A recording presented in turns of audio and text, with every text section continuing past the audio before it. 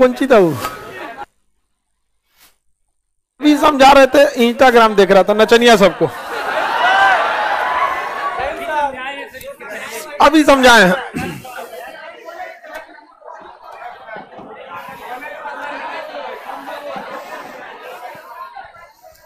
अच्छा, क्लास में बैठ के चलाएगा इंस्टाग्राम, आई भी सपना देखेगा सर कि हम भी यूपीएससी निकालेंगे। सपने देखने में किसी को क्या लगा?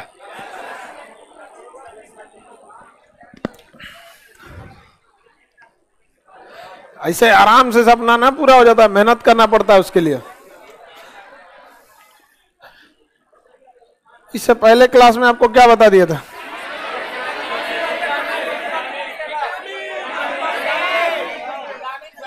विटामिन पढ़ा दिया था।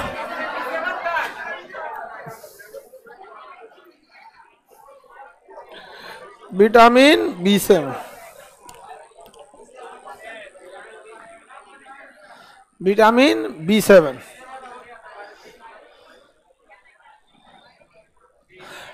आपको विटामिन बी पढ़ा दिए थे ना? रासायनिक नाम याद है? देखिए, विटामिन बी को विटामिन बी कॉम्प्लेक्स कहते हैं क्योंकि इसमें कई विटामिन आते हैं। विटामिन बी कॉम्प्लेक्स, कॉम्प्लेक्स मतलब जटिल होता है, ये बहुत ज्यादा। विटामिन बी कॉम्प्लेक्स कहते हैं। B1 को हम क्या कहते हैं? हाँ, थायमिन। B2 को राइबोफ्लोमीन, राइबोफ्लोमीन। निकोटिनामाइड या फिर इसे नियासिन, नियासिन भी तो कहते हैं ना इसे। B4 होता है, B5 पेंटोथाइमिन, पेंटोथाइमिन। देखिए, थाइमिन मतलब विटामिन बी, जब कुछ भी नहीं रहे तो विटामिन बी को थाइमिन बोलते हैं। अब 5 गो है तो पेंटो, पेंटोथाइमिन। अच्छे रहेगा तो पायरिडॉक्सिन, पायरिडॉक्सिन, पायरिडॉक्सिन हो गया। B7 बायोटीन, बायोटीन, इसे विटामिन H भी कहते हैं, विटामिन H कहते हैं। विटामिन B7 तक बता दिए थे, यहां तक तो बताए थे। इसके बाद विटामिन 11 और विटामिन 12। विटामिन B11 को क्या कहेंगे? हाँ, फॉलिक, फॉलिक एसिड कहते हैं। अब विटामिन B12 को साइनो कोबालामीन।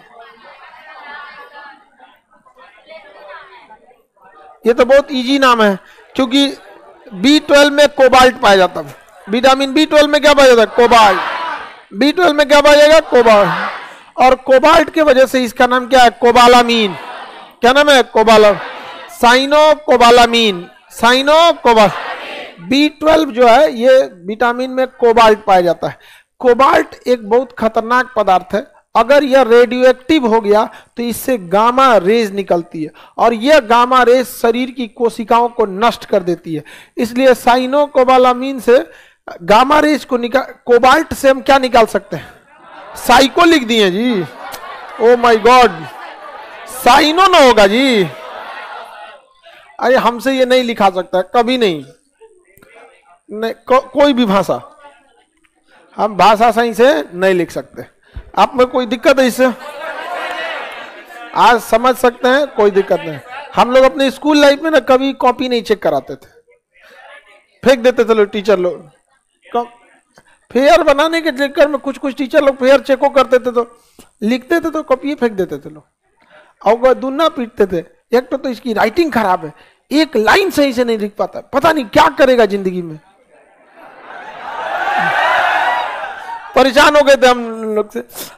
खूब लकड़ी का कुर्सी रहता था, टीचर लोग आके पहले डस्टर मिटाएंगे ऐसे पूरा, ऐसे यहाँ पे पूरा, यहाँ पे आज मेरी तबीयत ठीक नहीं, आज कौन डिक्टेशन लेगा, रीडिंग लगाना है आज सब लोग को। लाइन से खड़ा करके एक और पैराग्राफ सबसे पढ़ा रहा है। असल में ना स्कूल लाइफ की जो क्लासेज है उसका सिलेबस भी तो बहुत छोटा है। हम अच्छा उस समय मेंटल इंसान का मेंटल लेवल भी तो उतना नहीं रहता, वरना उस सिलेबस को तो एक हफ्ता का सिलेबस एक हफ्ता के सिलेबस में स्कूल खत्म हो जाएगा, तो एक महीना में सब खत्म। लेकिन उस समय इंसान भी छोटा ही रहता है, यही सब में टाइम खत्म हो जाता है। तो आप लोग इसको समझिएगा, गड़बड़ा के लिख देता आदमी। देखिए B12 में क्या पाया जाता है, कोबाल्ट।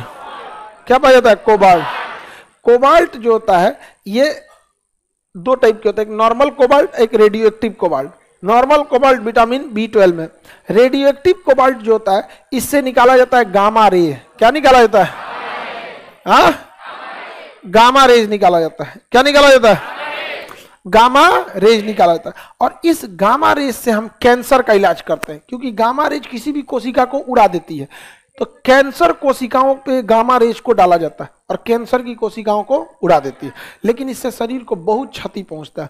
आप देखेंगे कीमियोथेरेपी या कैंसर का इलाज करने वाले का बाल झड़ जाता है, बहुत हार्ड उसका होता है कैंसर का। समझ में आया कि नहीं। कैंसर अलग बीमारी है, किसी भी कोशिकाओं में बहुत ज्यादा वृद्धि हो जाना क्या होता है, कैंसर कहलाता है। तो नॉर्मल कोबाल्ट तो हमें विटामिन B12 में मिलता है, लेकिन कोबाल्ट अगर रेडियो एक्टिव हुआ तो इससे क्या निकालते हैं, गामा।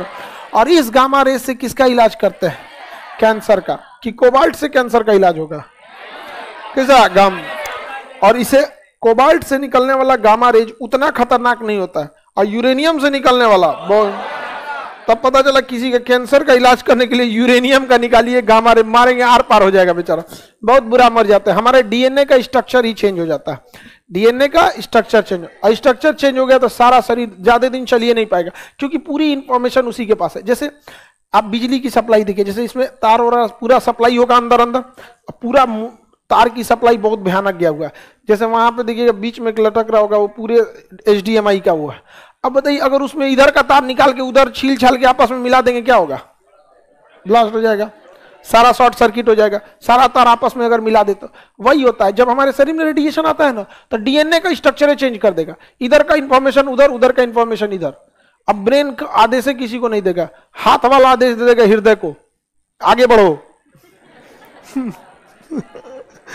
कुटपटांग हो जाता है, आदमी मर जाता है, डीएनए गड़बड़ा जाता है। तब B12 जो होता है इसमें कोबाल्ट पाया जाता है, बाल और झड़ने के लिए B12 की भी जिम्मेदार होता है। समझ गए, कई विटामिन है इसके लिए, एक में B12 भी है, विटामिन D भी होता है, विटामिन D, विटामिन B12, ये सब बालों के लिए भी जिम्मेदार होते हैं। आगे बढ़े, किसी को कोई दिक्कत नहीं ना।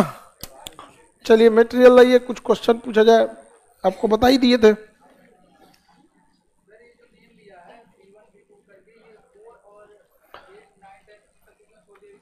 बाद में पता चला कि वो विटामिन ए नहीं था, जैसे विटामिन B4 लिखा, अब बाद में पता चला विटामिन ए नहीं है, न्यूट्रिशन में डालो उसको, हटा दिया वहां पे, जब तक 5 का नामकरण हो गया था।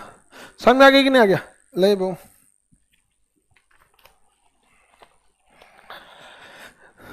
थाइमीन किसे कहते हैं, राइबोफ्लाविन, माइटोकॉन्ड्रिया में राइबोफ्लाविन पाया जाता है।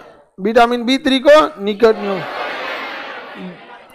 बाल पकने उकने के लिए भी ये भी जिम्मे, कई कारण है बाल पकने के। यहाँ पर पेंटोथाइमिन, इसकी कमी से पेलेग्रा या त्वचा रोग हो जाता है।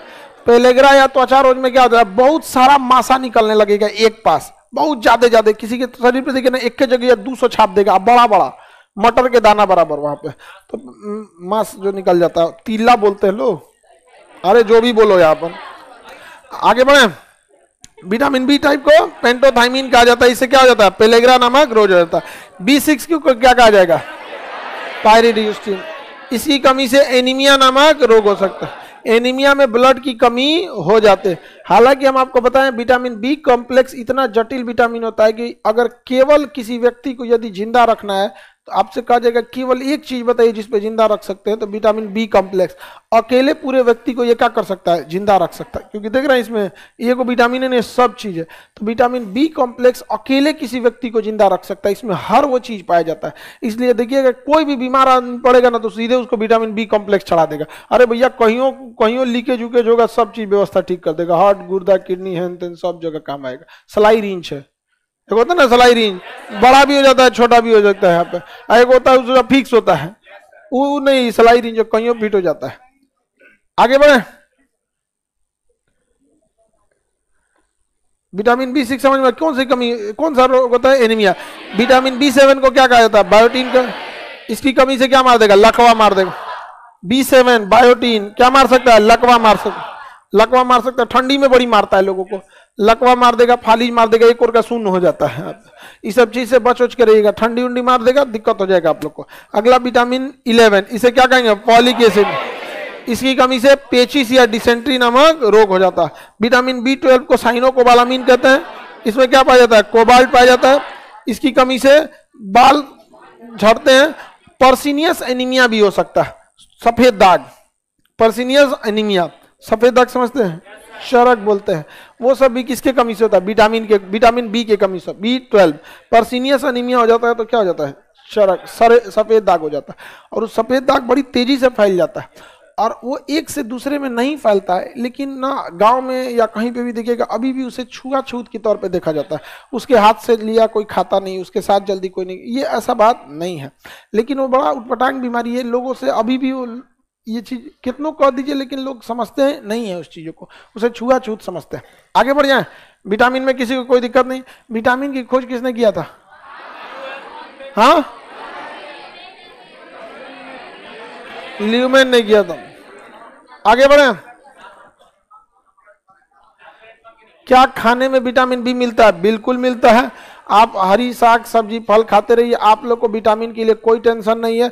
चुपचाप खाना खाइए, सारा विटामिन मिलते जाएगा। आपके शरीर की मेटाबॉलिज्म स्थिति अभी बहुत अच्छी है। विटामिन की दिक्कत किसको किया जाता है, जैसे कोई गर्भवती महिला है, छोटा बच्चा है या बूढ़ा आदमी है। आप लोग अभी यंग एज के हैं, दबा के खाना खाइए, कोई दिक्कत नहीं होने वाला आप लोग को। ज्यादा बाहर का चीजों को खाने से बचिए, और अगर ज्यादा दिक्कत होगा तो 6 महीने पर कभी एक बार चेकअप करा लीजिएगा। तो हर विटामिन की एक कैप्सूल आती है, समझा गया कि नहीं। डॉक्टर एक कैप्सूल चला देगा, 1 हफ्ता खाइएगा, क्या हो जाएगा, मेंटेन कर लेता है।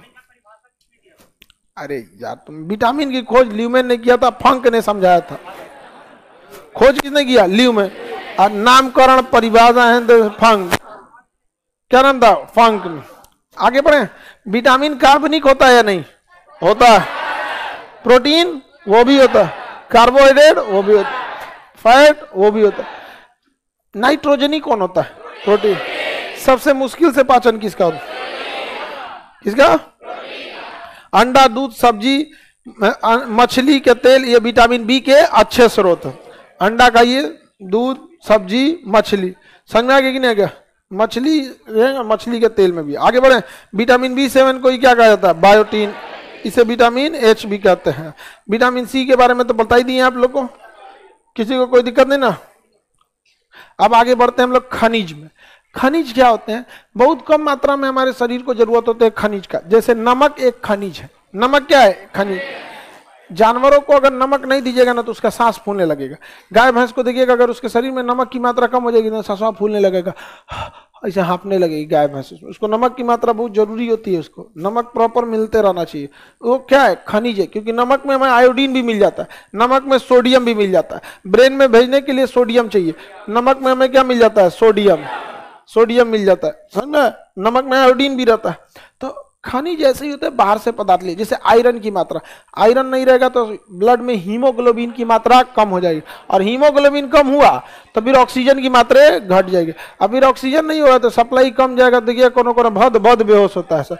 महिलाओं में आयरन की कमी होती है, देखिएगा इन लोग में बेहोशी की चीजें बहुत ज्यादा देखने को मिलती है। दवाक से एकदम प्लान बनाइए क्या,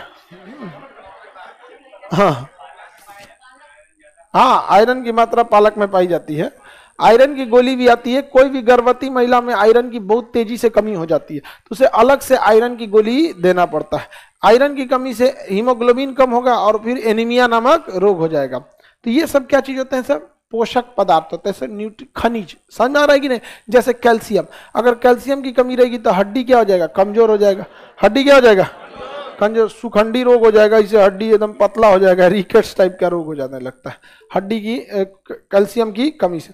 फास्फोरस भी हड्डियों में चाहिए, आपको पढ़ा दिए हड्डी में, हड्डी कैल्शियम और फास्फोरस का ही बना होता है।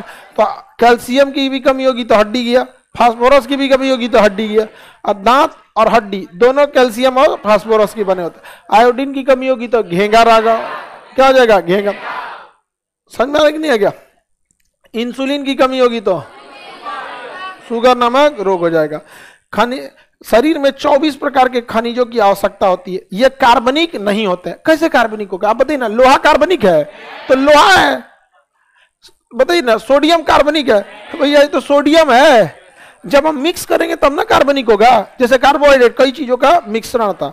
आयोडीन कार्बनिक है, कैल्शियम, फास्फोरस, ये सब कोई कार्बनिक नहीं होता है। तो पोषक पदार्थ कार्बनिक नहीं होते हैं सब, ये तो सिंगल खुद ही अलग होता है। यहाँ पर इसकी अलग अलग दवाइयों की कैप्सूल और वो भी आता है टैबलेट, कैल्शियम की गोली आती है खाने के लिए। बचपन में आप लोग देखिएगा हड्डी उड्डी मजबूत करने के लिए खिलाया जाता है। अभी भी खाते हो?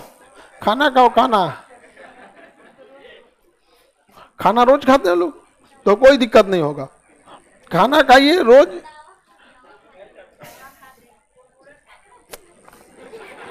ये सब अभी कंफर्म ही नहीं है सब कि खाते क्या है।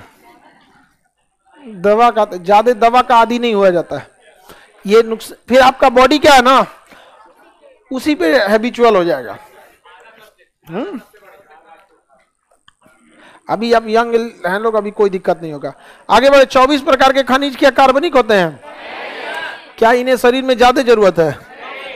बहुत ही कम जरूरत। इस कम में भी कोई थोड़ा सा ज्यादा चाहिए तो उसे बृहद कहते हैं, और जो थोड़ा सा कम चाहिए उसे सूक्ष्म कहते हैं। क्या कहेंगे? सूक्ष्म कहेंगे। जैसे बृहद की मात्रा में देखेंगे कैल्शियम, फास्फोरस, पोटेशियम, इसे होता है। कैल्शियम रक्त के थक्का बनने में, हड्डी तथा दांतों में मदद करता है। बताएं कि नहीं बताएं बाबू? आप बताइए। दांत पढ़ा दिए हैं वहां भी कैल्शियम बताए थे, हड्डी पढ़ाए हैं वहां भी कैल्शियम बताए थे, और ब्लड के थक्का बनने में बताए थे कैल्शियम ही है प्रोथ्रोम्बिन को थ्रोम्बिन में बदल देता है। बता दिए कि नहीं बता दिए? अब यहां बस उसी चीज को एक जगह देख लेना है। अगला देखेंगे तो कह रहा है यह चावल में नहीं पाया जाता है, दूध में अधिक मात्रा में पाया जाता है, इसकी कमी से बच्चों में रिकेट्स हो जाता है। ये भी आपको पढ़ा दिए हैं। आपको दूध में कैल्शियम की मात्रा ज्यादा होती है, इसलिए गाय जो दूध देने वाले जानवर हैं उन्हें आपको उनको खाने में कैल्शियम की मात्रा ज्यादा रहना चाहिए, नहीं तो दूधे कम कर देगा। वहां पर दूध जितना गाय दूध देती है उसका 3 गुना कम से कम उसको पानी पीना चाहिए। 10 लीटर दूध देती है तो कम से कम आप उसे 30 लीटर पानी पिलाइए, चाहे जैसे भी पिलाइए। सूखे पानी दीजिएगा 30 लीटर तो नहीं पिएगी, उसमें बेसन घोल दीजिए, कभी कुछ घोल दीजिए। आप गाय का ध्यान न रखेंगे और सोचेंगे कि दूध देने लगे। यहाँ पर साइंटिफिक रीजन होना चाहिए। आटा का घोल पिला रहा है।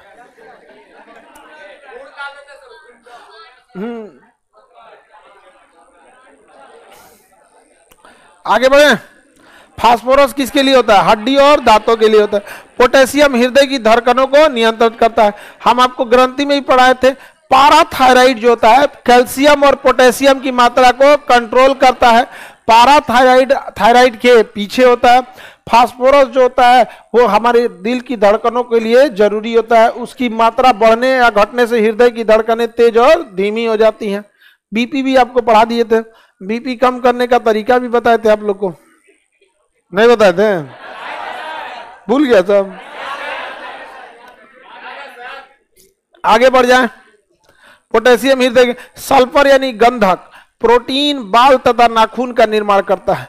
नाखून, बाल, इस सब के निर्माण के लिए क्या चाहिए? सल्फर चाहिए। अंडा में सल्फर की मात्रा पाई जाती है। अंडा का जो पीला वाला भाग होता है ना, योक, उसमें सल्फर की मात्रा पाई जाती है। इसलिए अंडा को चांदी के चम्मच से नहीं खाना चाहिए, क्योंकि चांदी को सल्फर से दुश्मनी है, काला हो जाएगा। तो अंडा खा लेंगे तो क्या हो जाएगा? काला। कि बड़े बड़े रेस्टोरेंट में जाएंगे ना, वीआईपी एकदम 5 स्टार, तो उसमें चांदी का चम्मच देता है, सब एकदम वीवीआईपी टाइप का रहेगा, तो उसमें चोरी वाले लोग पहुंचते नहीं है। कहीं कहीं देता है तो चांदी का चम्मच दे देता है सब वहां पे। तो हाँ, इंडिया में भी मिलता है बहुत। इंडिया में तुमको क्या लगता है? नहीं है ये सब चीज का। इंडिया में एक से एक अमीर मिलेंगे और गरीबों में एक से एक गरीब मिलेंगे, समझ में आया कि नहीं? लेकिन गरीब लोग में एक चीज गड़बड़ी ये होती है, मेंटलिटी मान लिया है कि वो गरीब है और उसने दिमाग में बैठा लिया कि 8 घंटा काम करना चाहिए। जो भी इंसान जिसको देखिएगा ना बहुत आगे है, वो मिनिमम काम करेगा 15 घंटा। जिसको आपको लगेगा ना कि बहुत बड़ा करोड़पति है, ये मिनिमम काम करेगा 15 घंटा, उससे कम करेगा तो पागल रह ही नहीं पाएगा। उसको प्रॉफिट या लॉस से मतलब नहीं है, 15 घंटा काम करने से पहले वो रह ही नहीं पाएगा, क्योंकि जब वो 15 घंटा काम किया तभी वहां गया है। वहां तक ऐसे आप सोचिएगा आराम से पहुंच जाए तो नहीं होगा। आप विद्यार्थी जीवन में भी रहेंगे तो जो इसका रिजल्ट होता है वो देखिएगा, पढ़ाई के प्रति समर्पित रहता है। लेकिन आप लोग मजाक करेंगे तो फिर आप शिक्षा के क्षेत्र में गरीब हो जाएंगे। सब चीज से गरीब हो जाइए, शिक्षा से गरीब मत होइए, क्योंकि पूरा भविष्य खराब कर देगा आपका। आगे बढ़े, बताइए बालों के लिए क्या जरूरी होती है? सल्फर। नाखून के लिए भी सल्फर। सोडियम ब्लड प्रेशर को नियंत्रित करता है, तंत्रिका तंत्र में सिग्नल भेजने के काम में आता है, शरीर में जल को रोक के रखता है। मैग्नीशियम शरीर में बहुत ही कम मात्रा में जरूरत होती है। हम आपको बताएं जब कोई बेहोश होता है तो उसके शरीर से सोडियम कम हो जाता है, तब ये डायरेक्ट सोडियम कैसे खिला सकते हैं? तो उसको पानी में तो इंसान नमक घोल के अब पिला दिया जाता है। अब नमक घोल के पिलाएंगे वो बेचारा को अच्छे नहीं लगेगा, एगो तो तबियत खराब बेहोश भइले, नमक घोल के पिलाएंगे तो थूक देगा ऊपर, तो उसमें तो इंसान चीनी डाल दिया जाता है, तो उसको खट्टा मीठा सब लगने लगता है। अब कंपनी वाले आ गए सब इसमें बेचने के लिए, उसको पैकेट में बना दिया सब ग्लूकोन डी, तो मीठा लग गया टेस्ट की वजह से। अब मीठा में मिल गया कार्बोहाइड्रेट उसमें ग्लूकोज, धड़ाक से उसको एनर्जी दे दिया, और उसी में नमक के बहाने मिल गया सोडियम, तुरंत दिमाग काम करने लगा। तब उसको लगेगा अरे हम तो बायोलॉजी क्लास में थे, ऑफिस में क्या कर रहे हैं? समझ में आएगी नहीं आएगा? एक और को ऐसे रहेगा तो जिसका कोई हद नहीं। लड़की लोग पता नहीं क्यों ज्यादा बेहोश होती है, खाना पीना कम खाते हैं लोग। हाँ, मैगी होगी, खाना है कोई, वो नाश्तों में नहीं रहता वहां पे। हम तो खाना खाने से पहले उसको साइज चेक करते हैं, फिर पेट पे से अंदाजा लगाते हैं कितना जगह घेरेगा। अब मैगी इतनी साइज लगती तो इन्हीं और जगह हमें मैगी पैकेट में वाला ना है, और ये 10 को पैकेट 60 के देखिए यहाँ आ जाएगा एकदम आराम से, नहीं आ जाएगा? तो हम पहले खाने से पहले हम एक बार आइडिया रफली ले लेते हैं कि अच्छा इतना ठीक है, अदरवाइज में इतनी यार कोने काम का है, तुम टाइम भी खराब करेगा। एक बार में खाइए। लेकिन देखिए हम आपको क्यों कह रहे हैं, अगर आपका शरीर में एनर्जी है ना, आपको नींद कम आएगी। नींद आने का मतलब होता है कि आपका बॉडी रेस्ट खोज रहा है, उसको एनर्जी की कमी है। जब आप सो जाइएगा ना तो शरीर एनर्जी बनाएगा, और फिर वो बने हुए एनर्जी को सोए रहेंगे तो स्टोर करके कहेगा चलो अब काम करो। इसलिए आप देखिएगा कभी सो के उठिएगा ना दिन उनमें, तो आधे घंटे तक आपको अजीब फील होगा, लेकिन उस आधा घंटा के बाद बड़ा एनर्जेटिक फील करेंगे। माहिस्मती समझ आ गया कि नहीं? कटप्पा। आपको ना नींद की समस्या युवा अवस्था में ना, क्योंकि आपको पीनियल ग्रंथि बड़ी एक्टिवेट है, अभी काम करेगी। हम लोग के एज में आइएगा तो पीनियल ग्रंथि कामें करना छोड़ देगी, नींदें कम आएगा, तो फिर कभी कभी हम लोग के एज में आने में कई आदमी को दवाई खाना पड़ता है सोने के लिए। और आपको ऐसे लग जाता होगा कि जो नहीं सोता है उसको बड़ा अच्छा होता है, बहुत टेंशन में रहता है, पूरा दिन सर भारी भारी रहता है। आप कभी एक दिन कंटिन्यू जग जाइए ना, फिर देखिए अजीब टाइप का रहेगा उसको, बट टेंशन में रहता है वहां पे। तो शरीर में आपको खाना पीना चाहिए। यहाँ पे आई मैगी वगी से काम नहीं चलने वाला है यहाँ पे, समझे? ऐसे चेक कर लिया कीजिए लमसम में यहाँ पे। हाँ,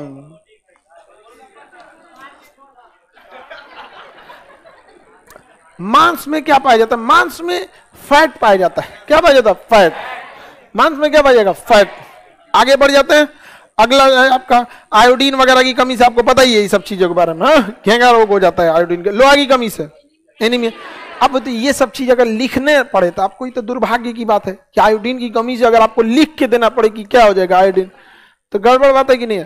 फिर तो मटेरियल बहुत मोटा हो जाएगा। पानी, जल, जल कार्बनिक है। कितने लोग बता सकते हैं? बीच में कोई नहीं बोलेगा, आप लोग बताइए क्या है, कैसे पता?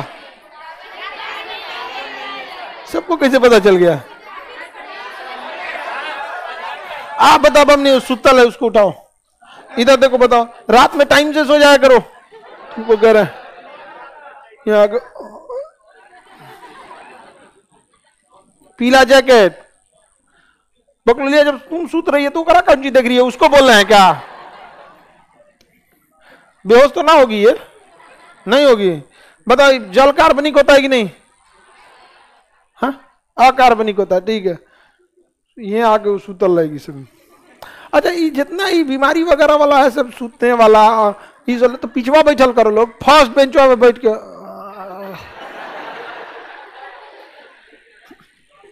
अरे कम से कम फर्स्ट बेंच पे बैठो तो कम से कम सिंसियरिटी लेकर रखो, तो कोई मतलब नहीं। आप फर्स्ट बेंच मतलब कौन चीज? सूतना है हमको। आप नहीं समझते हैं बाबू इस चीज को। आप बताइए, अगर हम यहाँ आके सो जाएं या हल्का सा झपकी भी ले, आपको पढ़ने में मजा आएगा?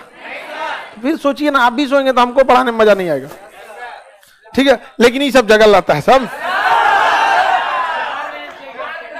हाँ आगे बढ़े।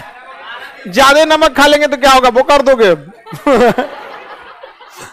शरीर फेंक देता है। ज्यादा खा लीजिएगा ना तो ब्रेन आदेश देगा किसको, पेट को, कि फेंक तो एक पगलाइले है, काजने का इतना नमक, तो वो कर देंगे इसमें। ज्यादा दम लगा देगा तो नकियों में से निकलने लगेंगे। ज्यादा नमक खाएंगे। जल अकार्बनिक है, शरीर के टेम्परेचर को मेंटेन करके कौन रखता है, जल। शरीर में 65% मात्रा में जल, समझ में आ गई कि नहीं, 65% मात्रा में जल। पाचन की क्रिया में मदद करेगा जल।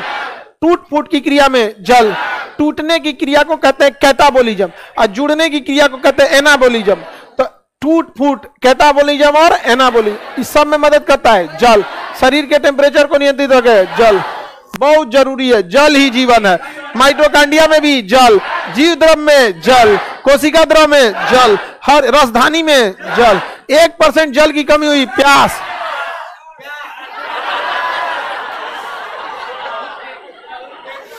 पूरा पागल है।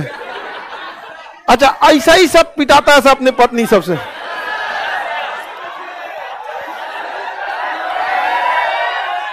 तोरा ना फाइटे फाइटे ना मारी तोरा तो कहियो तुम।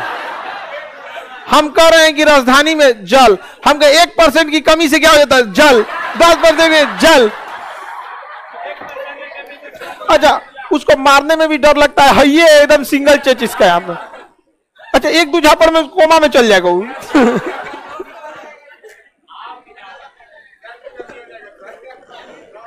अरे हम लोग धीरे थोड़े मारते हैं, बताओ लड़की लोग धीरे मारे हैं? फिर ज्योग्राफी में पीटते हैं। जल तो समझ में आ गया। शरीर से उत्सर्जन में मदद करता है जल। आंसू उत्सर्जन है, पसीना उत्सर्जन है जल, यूरिन उत्सर्जन है जल।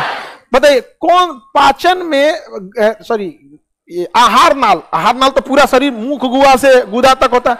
आहार नाल का वह हिस्सा जो जल को अवशोषित करता है। बढ़िया, हाँ बढ़िया, चलिए बढ़िया से पढ़े। अब सुतल में उठल है, तुम बोला बढ़िया, सब बोल दिया। तो अगला आप देखते हैं हम लोग मोटा चारा रुक्षास। मोटा चारा शरीर में पचने में मदद नहीं करता है, लेकिन वो पानी को स्टोर करके रखता है। रुक्षास बोलते हैं मोटा चारा को। जैसे आप देखेंगे पालक उलक में बीच में डंठल जो मोटा मोटा रहता है, वो सब पचता नहीं है, वो पाचन में उतना मदद नहीं करता है, लेकिन वो पनिया को सोख के रख लेता है। तो पानी को सोख के रखने में रसेज या रुक्षास बहुत ज्यादा मदद करता है। समझ में आ रहा है कि नहीं आ रहा है? समझ में आ गया पोषक वगैरह। अब अगला क्या चीज है, शरीर में विभिन्न पोषक पदार्थों का प्रतिशत। बता बाबू, जल कितना परसेंट? जल 65% जल पाया जाता है। बताइए फैट 15 अरे इतना नहीं, उस तरह से पढ़िएगा कबो नहीं याद होगा। सब 15 नहीं 16 लमसम में। आप समझिए कि किसी में 100%, क्या आप बता सकते हैं क्या मेरे में फैट ज्यादा भी हो सकता है, कम भी हो सकता है? खाना पीना छोड़ देगा आदमी 1 महीना तो फिर फैट कम हो जाएगा यहाँ पे। तो ऐसा नहीं है कि एकदम हार्ड एंड फास्ट रूल है कि नहीं भैया 15 तो 15। अरे 15 से, अच्छा महिलाओं में फैट की मात्रा ज्यादा होती है, पुरुषों 20% फैट हो जाता है महिलाओं में। फैट के बाद आपको बताया था प्रोटीन, हाँ लगभग 15%। कार्बोहाइड्रेट 1%। बच गया कौन सी? खनिज 4%। उसी में थोड़ा बहुत आगे पीछे जोड़ते रहेंगे। ये 5 हो गया, ये 20 हो गया, ये 35 हो गया, 65 100% हो गया। किसी ने थोड़ा बहुत उतना आगे पीछे। पानी ज्यादा है यहाँ पर। अच्छा ऐसा मत सोचिएगा पानी जो बहुत ज्यादा पिया, आप खाने में भी तो पानी लेते हैं। चावल जो खाते हैं उसमें भी पानी है, बिना उसके।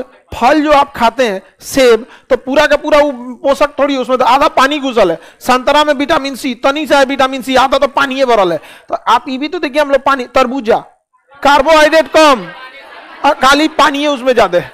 तो टमाटर में ऑक्जेलिक एसिड, तनी सा ऑक्जेलिक एसिड, बाकी तो पानी भरा हुआ है। तो हम लोग पानी का सेवन भी ज्यादा करते हैं, ऐसा नहीं है। लेकिन डायरेक्ट हम लोग को क्या लगता है कि जिस पानी को हम डायरेक्ट पीते हैं उसी को हमको लगता है पानी।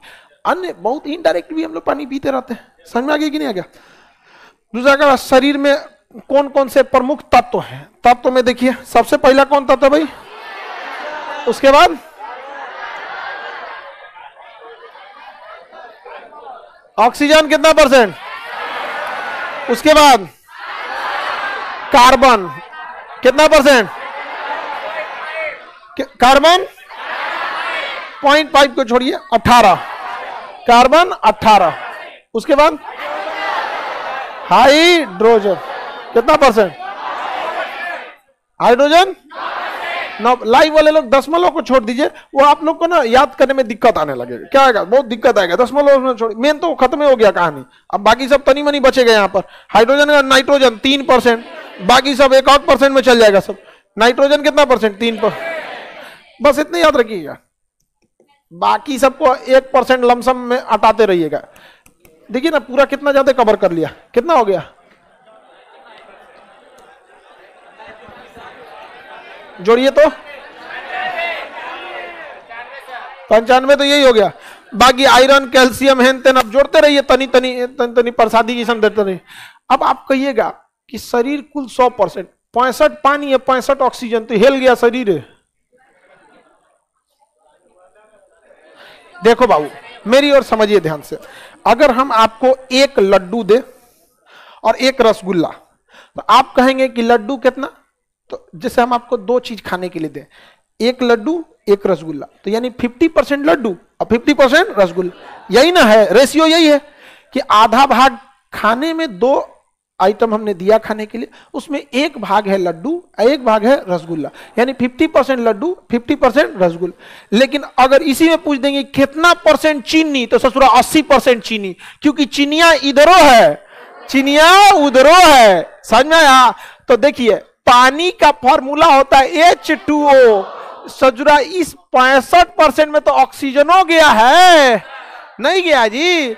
अच्छा फैट का फॉर्मूला क्या होता है, कार्बोहाइड्रेट का फॉर्मूला ही फैट का फॉर्मूला, तो कार्बोहाइड्रेट में कार्बन ऑक्सीजन हाइड्रोजन होता है, तो इसमें भी है, अच्छा इसमें भी है, इसमें भी है। तो ये जो ऑक्सीजन है जल में भी ऑक्सीजन होता है, फैट में भी होता है, प्रोटीन में भी होता है, कार्बोहाइड्रेट इसमें नहीं होता। ये तो जो सिंगल है वो अपने लिए रहता है, आयरन में केवल आयरन, कैल्शियम में केवल आयरन। तो इस कंफ्यूजन में मत रहिएगा, क्योंकि ये तो तत्व गिने, समझ में आ गया। अच्छा कार्बन को देखिए 18%, जल में कार्बन होता है नहीं, लेकिन फैट में होता है, प्रोटीन में होता है, कार्बोहाइड्रेट में होता है, खनिज में नहीं, खनिज सिंगल सिंगल ही होते हैं। समझ में आ रहा है कि नहीं आ रहा है, किसी को दिक्कत। अच्छा हाइड्रोजन को देखिए, जल में भी है, फैट में भी है, प्रोटीन में भी है, कार्बोहाइड्रेट में भी, कार्बोहाइड्रेट में नहीं है रे, खनिज में नहीं। नाइट्रोजन को देखिए, जल में है, फैट में, प्रोटीन में है, कार्बोहाइड्रेट में नहीं, खनिज में नहीं, प्रोटीन में पाया जाता है। तो कम है भी, तो देखिए नहीं है, कम है, बहुत कम है। हालांकि नाइट्रोजन अन्य चीजों में पाया जाता है, एंजाइम में पाया जाता है, हार्मोन में पाया जाता है। तो एंजाइम और हार्मोन बनते ही कितना है, तनी सा, ज्यादा मात्रा में तो नहीं होते हैं सब। आगे बढ़े, किसी को दिक्कत, बोलो बहु। इसको अभी लड्डू और रसगुल्ला का पड़ा हुआ है, कह रहा कि सर समझ में आ गया, लड्डू और रसगुल्ला जो बोले थे उसका क्या करना है। अभी गदावा लड्डू और रसगुल्ले पे रुकल है। आगे बढ़े, आप लोग को लड्डू वगैरह चाहिए क्या, लड्डू कितने लोगों को चाहिए और रसगुल्ला कितने को, दोनों। अगला क्लास जैसे होगा तो पीडीएफ के पीछे एक लड्डू छपवा देना और एक रसगुल्ला, ठीक है, सबको दे देना यहाँ पे कलर। बतासा वगैरह भी, लड्डू रसगुल्ला खाएंगे लोग। अरे हम तो चाहेंगे भी तो आप लोग को नहीं खिला पाएंगे, मजबूरी की वजह से। इतनी संख्या है आपकी, अगर केवल ऑफलाइन वाले को देखेंगे तो हम सुबह से शाम तक में लगभग 5000 तो एक बार में बैठल रहता है। एक बैठ के पीडीएफ में रहता है। अरे गधा कहीं का करा है, नीचे वाले को बस, आप ऊपर वाला सबको कहीं नहीं खिलाएंगे, पहले उधरे से बांटना चालू करेंगे ताकि तुम लोग को पता ना चले।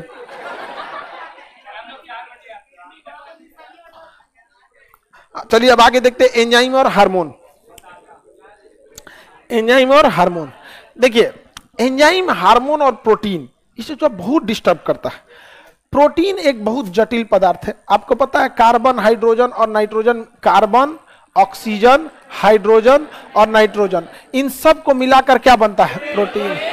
आपको पता है प्रोटीन की संरचना एक कॉम्प्लेक्स संरचना है, ठीक है, बहुत जटिल प्रोटीन की संरचना होती है। तो इसे हम मान लेते हैं सिलोइज्म के तौर पे कि प्रोटीन है। रीजनिंग में आप चैप्टर पढ़े होंगे सिलोइज्म, ये प्रोटीन मान लीजिए। देखिए, आप किसी भी चीज के परसेंटेज को बढ़ा घटा के उसके स्वाद या किसी कैटेगरी को चेंज कर सकते हैं।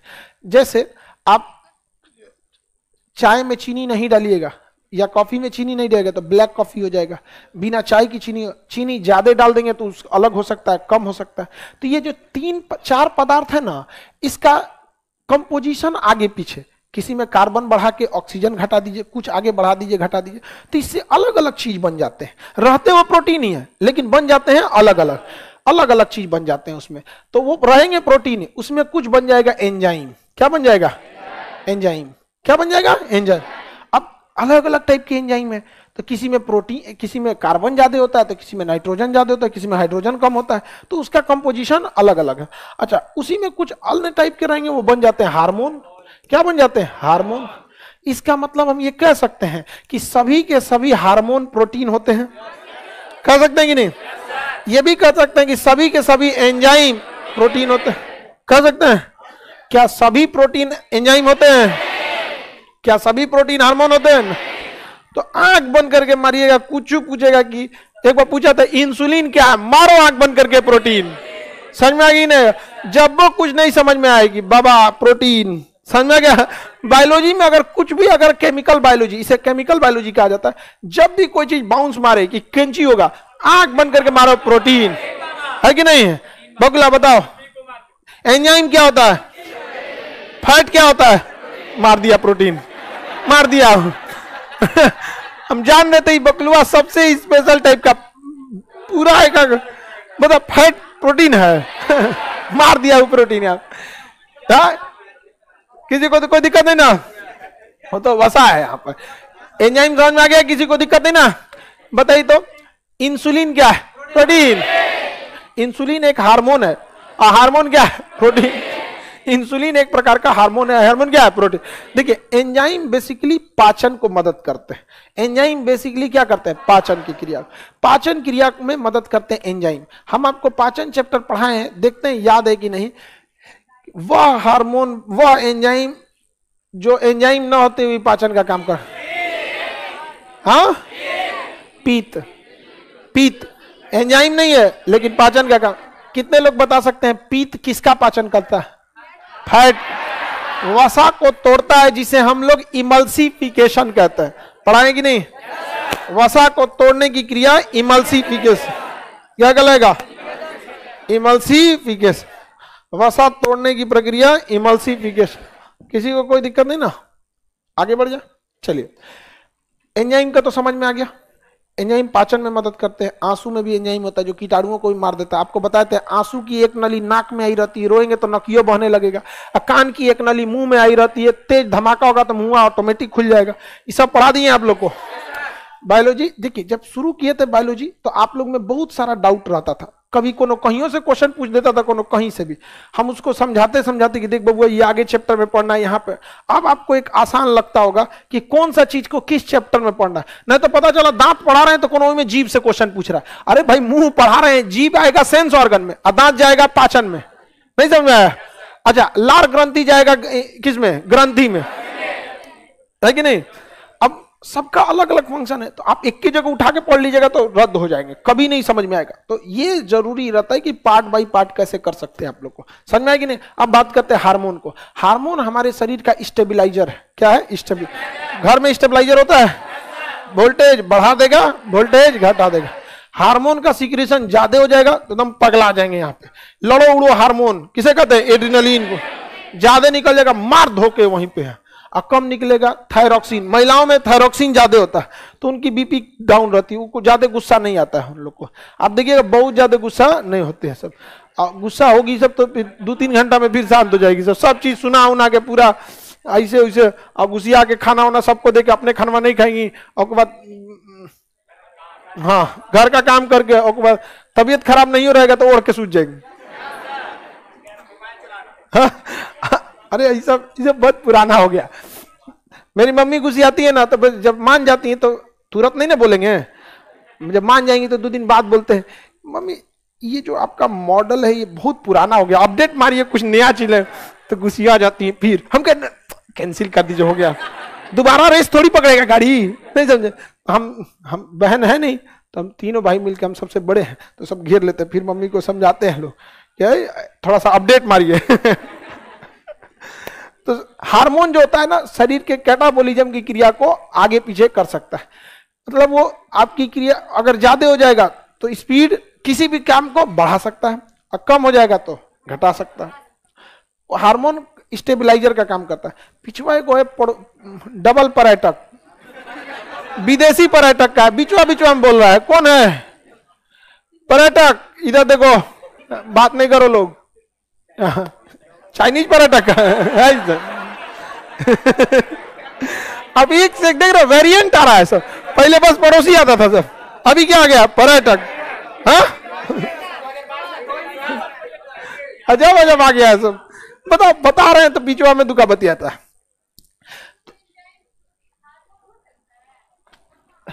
देखो सिलोज नहीं पढ़ी है, ये एरिया पूरा का पूरा एरिया प्रोटीन का है। इस एरिया में ये एरिया एंजाइम लिया है, इसका मतलब सभी के सभी एंजाइम प्रोटीन है, लेकिन सारे के सारे प्रोटीन एंजाइम नहीं है। यही तो हम समझा रहे हैं। कुछ हार्मोन क्या चीज, कुछ एंजाइम हार्मोन हो सकते हैं, नहीं उसमें किसमें भेजेंगे? प्रोटीन। अरे ऐसे होगा तो हम ऐसे ना बना देंगे। रीजनिंग नहीं पढ़े लोग, ये रहता तब कुछ हार्मोन एंजाइम है, कुछ एंजाइम हार्मोन है, सभी एंजाइम और हार्मोन प्रोटीन है, लेकिन सभी हार्मोन एंजाइम और प्रोटीन नहीं है। रीजनिंग भी गजब सब्जेक्ट है। कुल बिलार सीआर है, कुछ सीआर बिलार है। अच्छा सब्जेक्ट है, लेकिन सबका अलग अलग सब्जेक्ट है, लेकिन सिलोज बहुत अच्छा सब्जेक्ट होता है। ये हार्मोन वगैरह समझ में आ गया कि नहीं आ गया? तो हार्मोन शरीर में टूट फूट की क्रिया को क्या करते हैं? कंट्रोल करते हैं। ये शरीर के उत्तेजना को बढ़ा सकते हैं, घटा सकते हैं। ये शरीर में कैटेलिटिक का काम करते हैं। केमिस्ट्री में पढ़ाए हैं उत्प्रेरक, जिसे हम कहते हैं कैटेलिटिक, जो अभिक्रिया को बढ़ा सकते हैं, घटा सकते हैं। तो हमारे शरीर का कैटेलिटिक यानी उत्प्रेरक एंजाइम और हार्मोन है। ये शरीर के क्रिया को बढ़ा सकते हैं या घटा सकते हैं, लेकिन ये कोई रासायनिक तो है नहीं, ये बायोलॉजिकल है, इसलिए इसे हम लोग जैव उत्प्रेरक कहते हैं। बायोलॉजिकल कैटेलिटिक, बायो कैटेलिटिक, जैव उत्प्रेरक। हमारे शरीर का जैव उत्प्रेरक कौन है? एंजाइम और हार्मोन। लिखा है ना यहाँ पे, एंजाइम और हार्मोन जहां लिखा है उसके बगल में थोड़ा सा जगह है, गोलका बना लीजिए सिलोज। इसको बना लेंगे तो इजी रहता है। सिलोज की खासियत है कि कम चीजों में अच्छी खासी चीजें समझ में आ जाती है।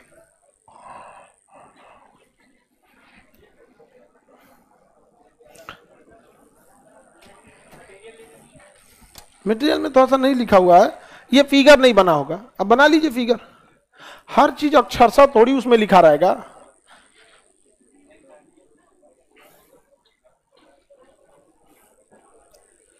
मुझे रीजनिंग और मैथ अच्छा नहीं लगता। मैथ और रीजनिंग को आप अच्छे नहीं लगते हैं। अच्छा आपका पीडीएफ है, यहां बना लीजिए। सारे सब्जेक्ट में कमांड होना चाहिए। आप समय नहीं दीजिएगा तो आपको कोई चीज नहीं हो। दुनिया के किसी भी चीज को पाना है तो उसे समय देना पड़ेगा। कैसे आप लोग पीछे पीछे समय देते हैं लोग, लास्टली नंबर मिल जाता है। बस वैसे ही मैथ के पीछे लग जाइए, रीजनिंग के पीछे लग जाइए। जिसको पीछे लगेंगे बकलोल, कोई गारंटी थोड़ी है। आपकी भी योग्यता रहनी चाहिए ना उसके हिसाब से, धीरे धीरे, लेकिन समय देना पड़ता है। ठीक है, अब आगे का क्लास अगले साल समझेंगे।